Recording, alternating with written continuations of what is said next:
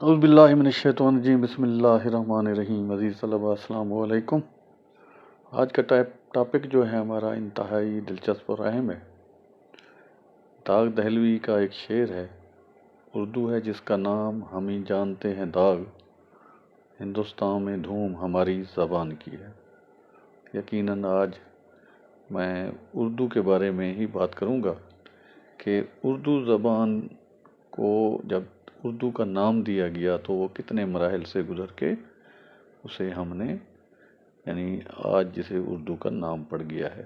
اردو دنیا کی بہت بڑی زبانوں میں شمار کیا جاتا ہے۔ ہمارے ملک پاکستان کی سرکاری زبان ہے، اور اسی طرح ہندوستان میں جو 20 سرکاری زبان ہیں اس میں بھی اردو شامل ہے۔ جنوبی ایشیا کے جتنے بھی ممالک ہیں اس میں اردو بولی بھی جاتی ہے اور سمجھا بھی جاتا ہے۔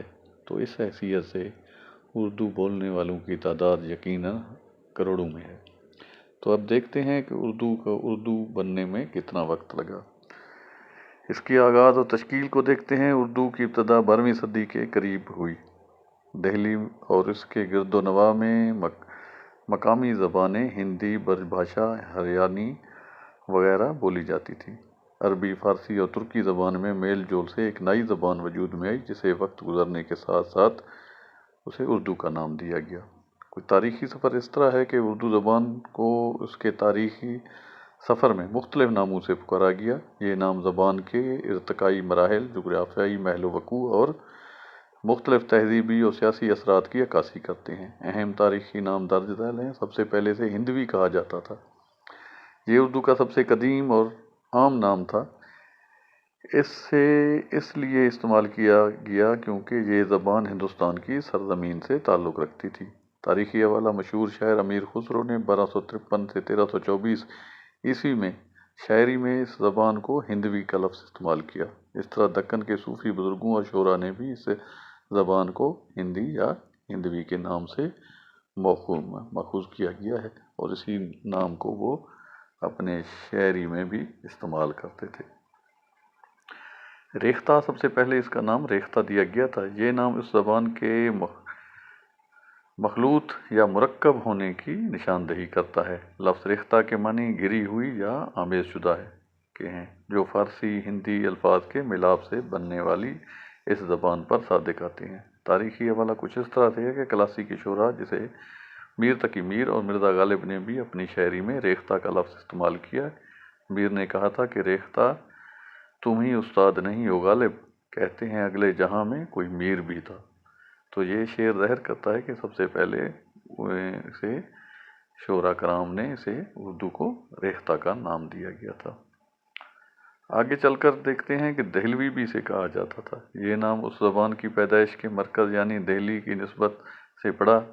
اس سے یہ ظاہر ہوتا ہے کہ اس زبان کا آغاز دہلی اور اس کے نواحی علاقوں میں ہوا۔ تاریخی حوالہ کچھ اس طرح سے ہے۔ مختلف محققین نے اس بات کی تصدیق کی ہے کہ 12ویں اور 13ویں صدی میں یہ زبان دہلی میں بولی جاتی تھی اور اسی نسبت سے دہلوی کہا جاتا تھا۔ دکنی اور گجری: یہ نام اس زبان کی دکن اور گجرات میں شکلوں کو ظاہر کرتے ہیں۔ جب شمالی ہند سے مسلمان دکن اور گجرات گئے تو یہ زبان بھی ان کے ساتھ وہاں پہنچی اور مقامی زبانوں کے اثرات قبول کر کے نئی شکل میں سامنے آئی۔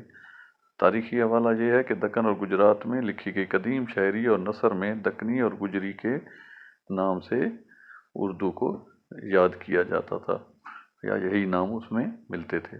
اسے ہندوستانی بھی کہا جاتا تھا۔ یہ نام بھی ہندوی اور ہندی کی طرح برصغیر سے اس کے تعلق کو ظاہر کرتا ہے۔ 20ویں صدی کے اوائل تک ہندوستان اور اردو دو ہم معنی الفاظ کے طور پر استعمال ہوتے تھے۔ فورٹ ولیم کالج کے دور میں بھی اسے ہندوستانی کا نام دیا گیا، یعنی فورٹ ولیم کالج میں جتنی بھی تحریریں ملتے ہیں اسے ہندوستانی کا پکارا جاتا تھا۔ پہلے اردو محلہ دیکھیں۔ یہ نام مغلیہ دور میں رائج ہوا۔ محلہ کا مطلب ہے شاہی یا بلند ہونا، اور یہ پورا نام شاہی لشکر یا دربار کی زبان کے معنی دیتا ہے۔ تاریخی حوالہ کچھ اس طرح سے ہے کہ یہ نام شاہی کیمپوں اور درباروں میں زبان کے فروغ اور مقبولیت کی وجہ سے استعمال ہوا۔ بعد میں اس میں سے زبان اور معلیٰ کے الفاظ حذف ہو گئے اور صرف اردو ہی باقی بچ گیا، یعنی باقی کیا ہوتے ہوتے نام اردو تک پہنچ گیا۔ اب دیکھتے ہیں یہ اردو ترکی زبان کے لفظ اردو سے ماخوذ ہے، اس کا مطلب لشکر یا فوج کے ہیں۔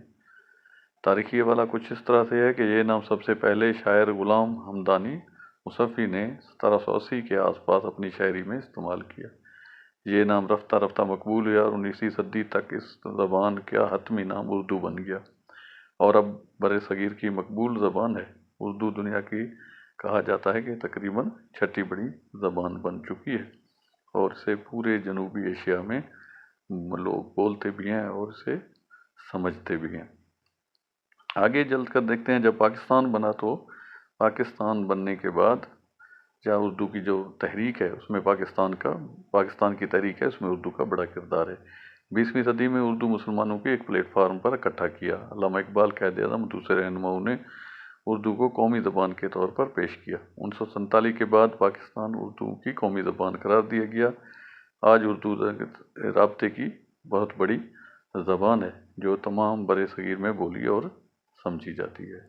تو یہ تھی آج کی ویڈیو اردو کے بارے میں کہ عزیز طلبہ آپ کو یہ آگاہ کرنا تھا کہ جسے ہم اردو کہتے ہیں تو یہ زبان کا نام پڑھتے پڑھتے اردو جب پڑھا تو کتنے بڑے عرصے سے مختلف مراحل سے گزرا اور آخر میں اس کو اردو کا نام دیا گیا جو اب ہماری قومی زبان بھی ہے اور ہماری پہچان بھی ہے، کیونکہ اس کا تعلق مسلمانوں سے تھا تو اس لیے سمجھا جاتا ہے کہ یہ مسلمانوں کی زبان ہے، لیکن یہ اب اس کی حیثیت پورے ہندوستان، پاکستان اور جنوبی ایشیا میں بولی جانے والی زبان ہے۔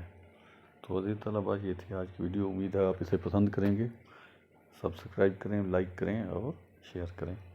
اللہ حافظ۔